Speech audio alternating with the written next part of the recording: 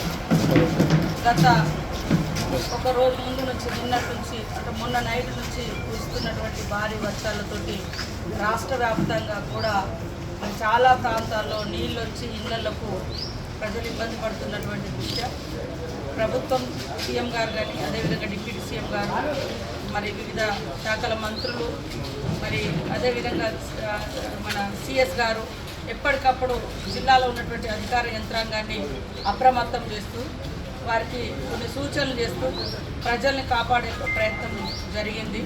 వాస్తవానికి మనం ఎప్పుడు కూడా ఊహించని విధంగా వర్షపాతము ఈసారి మహబూబాద్లో కూడా పెద్ద ఎత్తున నమోదవడంతో ఊహించని విధంగా రోడ్ల మీదకి నీళ్ళు రావడంతో మరి కురివి మండలంలోని సీతారాం తండ కూడా పక్కన ఉన్నటువంటి వాగు మొత్తం కూడా ఊరు చుట్టూ కమ్ముకొని ఊళ్ళకి నీళ్ళు రావడం జరిగింది. ఎలాంటి ప్రాణ నష్టం లేకుండా వారందరూ కూడా సేఫ్గా ఉన్నారు. ఇప్పుడు ఇందాక ఆ ఊరికి వెళ్ళడం జరిగింది. మహబూబాద్ పట్టణంలో కూడా పెద్ద ఎత్తున వరద బీభత్సం సృష్టిస్తాం. దానికి ఇవన్నీ మనం చూసినప్పుడు చెరువులు ఎక్కడ ఉండాలో అక్కడ చెరువులు లేకుండా చెరువులలో కట్టడాలు జరిగినాయి. మరి వాగులను డైవర్ట్ చేసే విధంగా నిర్మాణాలు జరిగినాయి. ఇవన్నింటి దృష్ట్యా ఒక దిక్కేమో అత్యధిక వర్షపాతము, సేమ్ టైంలో ఎట్లా వచ్చిన నీళ్లు మరి వాగుల్లోకి లేదా చెరువుల్లోకి పోకుండా అవన్నీ ఎక్కడికక్కడ కబ్జాలు గురి కావడంతో ఇండ్ల మీదకి నీళ్ళు వచ్చినటువంటి పరిస్థితి. ఇదొక ఉదాహరణ కనుక చూస్తే అడవులు తరిగిపోయిన తర్వాత అడవుల నుంచి కోతులు కనుక ఊర్ల మీదకి వస్తున్నాయి, ఇతర జంతువులు ఊళ్ళ మీదకి వస్తున్నాయి. అట్లనే చెరువులు కబ్జాలకు గురైన తర్వాత హైదరాబాద్ కావచ్చు, మహబూబాద్ కావచ్చు, వరంగల్ కావచ్చు, లేదా ఎక్కడైనా ఖమ్మం లాంటి ఎక్కడైనా కూడా ఇవాళ పట్టణాలలో జనాభా పెరిగి మరి ఒక పద్ధతి ప్రణాళిక లేకుండా నిర్మాణాలు జరగడంతో ఈరోజు అంటే ఈ యొక్క జల ప్రళయం మనల్ని ఇబ్బందులకు గురి చేస్తున్నటువంటి పరిస్థితి. కాబట్టి సామాన్య ప్రజలు కానీ, అధికారులు కానీ, ప్రజాప్రతినిధులు కానీ, మీడియా సోదరులు కానీ ఇలాంటి కబ్జాలను ఎక్కువ ఫోకస్ చేసి భవిష్యత్ తరాలకు మంచి జీవనం ఉండాలంటే మంచి నిర్మాణాలు అంటే ఒక ప్రణాళికాబద్ధంగా నిర్మాణాలు జరగాల్సిన అవసరం ఉంది.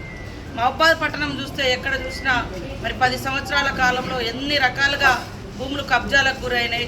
అదేవిధంగా కొంతమంది వ్యక్తులు ఏ రకంగా ప్రభుత్వ భూములను కూడా పట్టాలు చేసుకున్నారు. అదంతా డీటెయిల్స్ ఉన్నాయి. రేపెల్లుండి మా స్థానిక ఎమ్మెల్యే మురళీ నాయక్ గారు, ఉదయ్ చందర్ గారు, అదేవిధంగా అంజయ్ గారు, మా ఉమ్మ గారు, మా రామరెడ్డి వీరందరూ కూడా డీటెయిల్డ్గా రేపెల్లుండి తీస్తూ ఉన్నాం. కాబట్టి ఇప్పటికిప్పుడు ప్రజలందరికీ ఎలాంటి నష్టం జరగకుండా కాపాడుకోగలిగిన, ప్రాణ నష్టం జరగకుండా. ఒక దురదృష్టకరమైనటువంటి సంఘటన, మరి వారు కారేపల్లి నుంచి వస్తున్నటువంటి తండ్రి కూతురు ఒక గొప్ప సైంటిస్ట్ కావాల్సినటువంటి మరి ఒక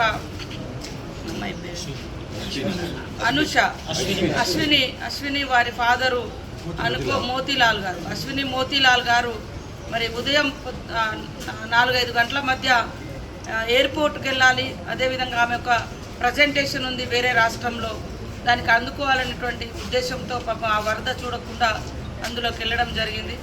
ఒక మంచి సైంటిస్టును ఈ రాష్ట్రం, ఈ దేశం కోల్పోవడం మాకు అందరికి కూడా చాలా బాధాకరం. కాబట్టి వారికి కూడా మన ప్రభుత్వం అండగా ఉంటుంది. ముఖ్యంగా ప్రజలకు, రైతులకు అందరికీ ఒకటే విజ్ఞప్తి, ఇలాంటి కష్టకాలంలో గుండె నిబ్బరంతో, సంయమనంతో మనమందరం ఫస్ట్ మనల్ని మనం కాపాడుకుంటూ ఇతరులకు చేయూతనిస్తూ ఇలాంటి విలయాల నుండి, విపత్తు నుంచి ప్రజల్ని కాపాడుకోవాల్సినటువంటి బాధ్యత ఉంది.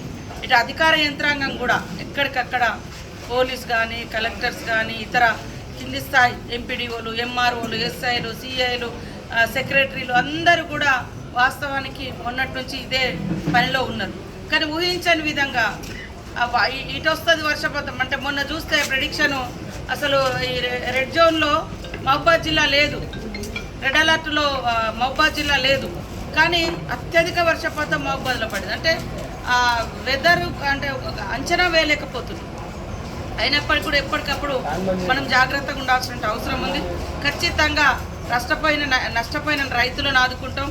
అదేవిధంగా తెగిపోయినటువంటి రోడ్లను కూడా తొందరలోనే మరమ్మతు చేస్తాం. అదేవిధంగా చెరువులను కూడా తొందరలోనే మరమ్మతు చేసుకుందాం. ఫస్ట్ ప్రాణాలను కాపాడుకోవడం మన ఫస్ట్ ప్రాథమిక బాధ్యత.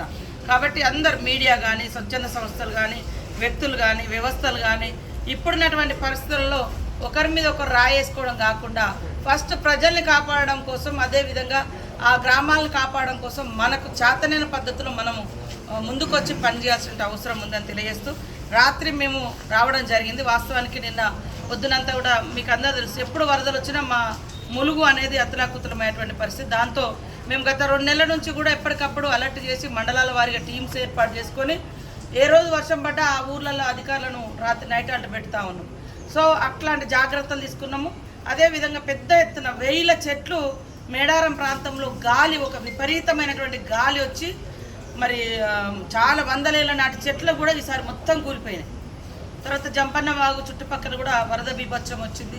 ఒక ఊర్లో మొత్తం ఇల్లు లేచిపోయినటువంటి పరిస్థితి. ఇవన్నీ సందర్శించుకొని మేము ఇక్కడికి మరి రావడానికి కూడా వాస్తవానికి రస్తా లేదు. ఈ అటు మహబాద్ నుంచి మరిపేడ నుంచి రస్తా కట్ అయింది, రావడానికి ప్రయత్నం చేసినాం. ఇట్లా గూడూరు నుంచి రావడానికి కూడా ప్రయత్నం చేసినాం. జమాన్లపల్లి దగ్గర కూడా ఆపింది. అయినా కూడా ఇంకొక రూటు వెతుక్కొని మురళీ నాయక్ గారు నేను రాత్రి ఇక్కడికి వచ్చి సంబంధిత అధికారులందరినీ కూడా మరి పిలిచి రివ్యూ చేసి అలర్ట్ చేసి ఇంకా ఎట్లా జాగ్రత్తలు తీసుకోవాలని కూడా చెప్పడం జరిగింది. నిన్న ఉదయం నుంచి కూడా ఎప్పటికప్పుడు మేము కలెక్టర్ గారితో, ఎస్పీ గారితో కాంటాక్ట్లు ఉంటూ వాళ్ళకు కూడా కొన్ని సూచనలు చేయడం జరిగింది. ఇప్పటి వరకు అందరం అంటే సంతోషించదగ్గ విషయం ఏంటంటే ఇక్కడ లోకల్గా ప్రాణ నష్టం జరగలేదు. ఒక బాధాకరమైన సంఘటన, అటు ఇల్లెందు నుంచి వస్తున్నటువంటి మోతీలాల్ గారు వారి కూతురు మరి ఆ రోడ్డు కరెక్ట్ ఉందని ఆ రోడ్డు మీదకి తెల్లారగట్ల వెళ్ళడంతో అక్కడ ఈ వాతావరణం తెలియక అప్పటికి మనకు రాత్రి వర్షం పడ్డది, ఎక్కడ ఏమైందో ఎవరికి తెలియదు. తెల్లారినాకనే మనం అందరికీ అర్థమైంది. సో ఈ సిచ్యువేషన్లో అయింది. ఏదేమన్నా కూడా రాష్ట్ర వ్యాప్తంగా ఉన్నటువంటి రైతులు కానీ ప్రజలు కానీ ధైర్యంగా ఉండాలని, ధైర్యంతో ఉంటే ఏదైనా మనం సాధించుకోగలుగుతాం. అందుకే మానసికంగా ఇబ్బంది పడకుండా, బాధపడకుండా ధైర్యం తెచ్చుకోండి. గవర్నమెంట్ మీకు సపోర్ట్గా ఉంటుందని తెలియజేస్తాను. ఇప్పుడు కూడా ఇంకా ఒక 2-3 ఊర్లు మరి నిన్నటి వరదలో ఇబ్బంది పడ్డటువంటి విలేజ్లు కూడా మేము సందర్శిస్తాం. తప్పకుండా అందరికీ భరోసా ఇస్తూ అందరికీ అండగా ఉంటామని కూడా ఈ సందర్భంగా తెలియజేస్తాం. అదేవిధంగా ఊర్లు మునిగిపోయిన కాడ, ఊళ్ళలో నీళ్ళు వచ్చిన కాడ మనకు రీహాబిటేషన్ సెంటర్స్ కూడా పెట్టినాము. పునరావాస అంటే వాళ్ళకు తక్షణ ఫుడ్ ఏర్పాట్లు కానీ, షెల్టర్ కానీ అట్లా అన్నీ కూడా పెట్టినాం. వాళ్ళను కొంచెం ఇదంతా వాతావరణం మంచిగా అయిన తర్వాత ఇళ్ళలో పంపించి వాళ్ళు మళ్ళీ తడిసిపోయిన ఇవన్నీ ఉన్నాయి కాబట్టి వాళ్ళకు కొంత రైస్ కానీ ఇతరత్ర నిత్యావసర వస్తువులు కానీ వాళ్ళ మెయింటెనెన్స్ కోసము ఇవన్నీ కూడా గవర్నమెంట్ నుంచి అందించడం జరుగుతుందని తెలియజేస్తాం.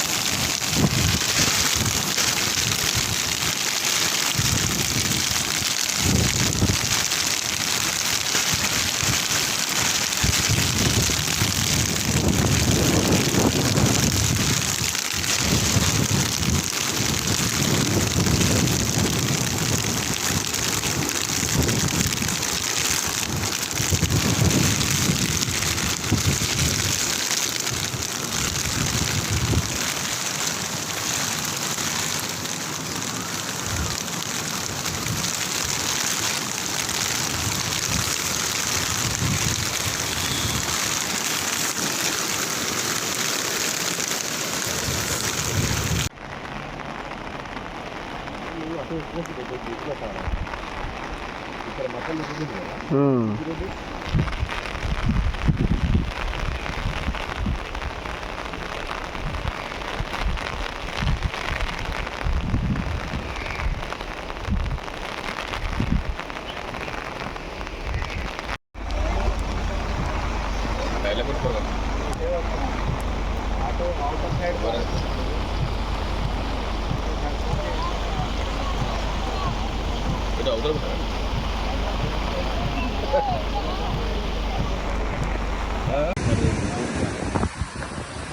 పాల ప్యాకెట్ కావాలా?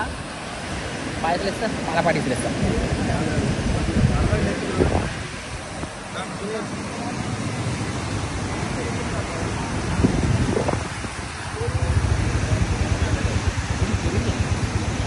సెంటర్ క్లోజ్ చేసుకుంటే ఏమైంది వాళ్ళు?